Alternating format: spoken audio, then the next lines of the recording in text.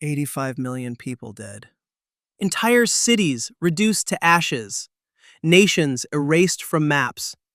And all of it began because a handful of leaders believed they could reshape the world through war. The year is 1945. A little girl walks through the ruins of Berlin. Around her, entire neighborhoods have vanished. Buildings stand broken like skeletons. Smoke still rises from the rubble. Thousands of miles away, in Japan, two cities have been nearly wiped from existence. Across Europe, millions of families are searching for fathers, sons, brothers, and husbands who will never come home. The world has just survived the deadliest war in human history. But how did humanity get here? How did a conflict kill more than 80 million people?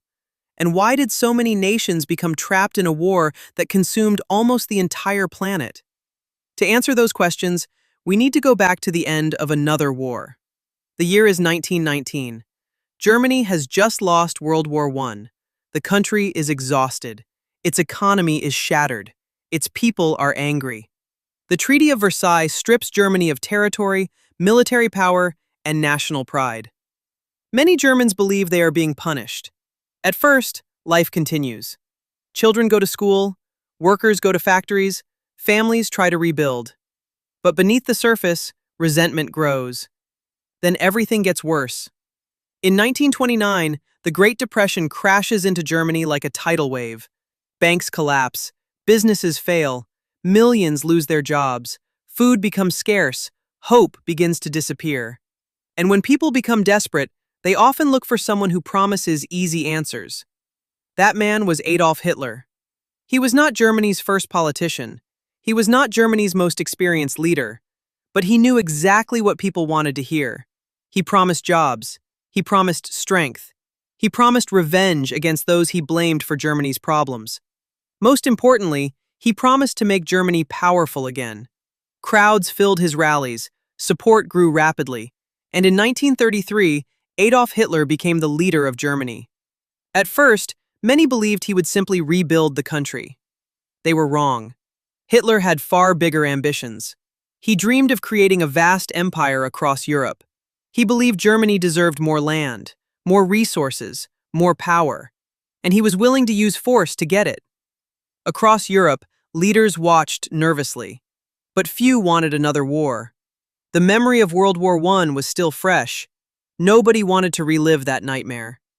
Hitler understood this, and he used it to his advantage. One step at a time, he tested the world. He rebuilt Germany's military. Nobody stopped him. He moved troops into restricted territories. Nobody stopped him. He annexed Austria. Nobody stopped him. Each success made him bolder. Each victory convinced him that the world lacked the courage to resist.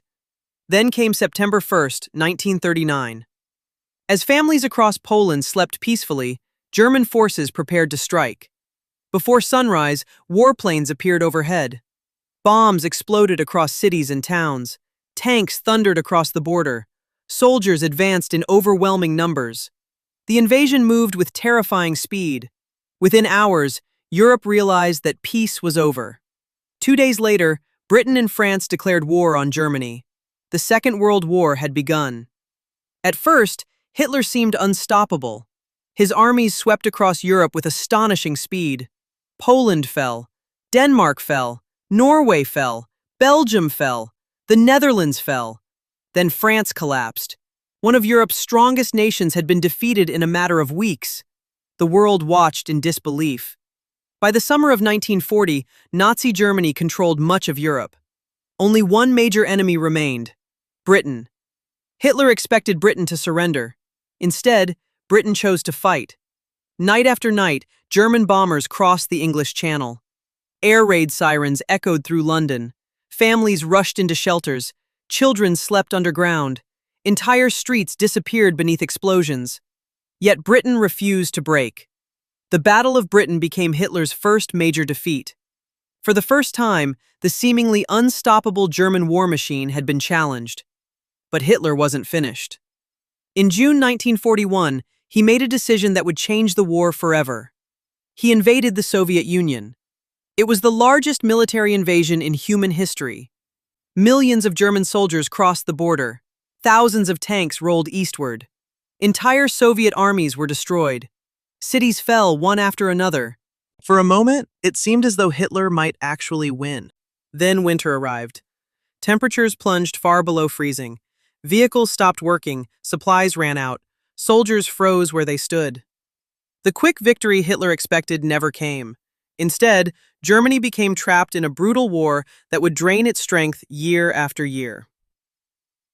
Meanwhile, another storm was forming on the other side of the world.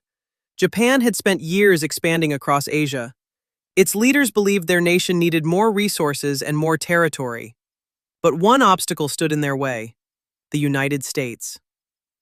On the morning of December 7, 1941, American sailors at Pearl Harbor were preparing for an ordinary Sunday. They had no idea what was coming. Suddenly, aircraft appeared overhead. Moments later, bombs began falling. Battleships exploded. Aircraft burned on the ground. More than 2,400 Americans were killed.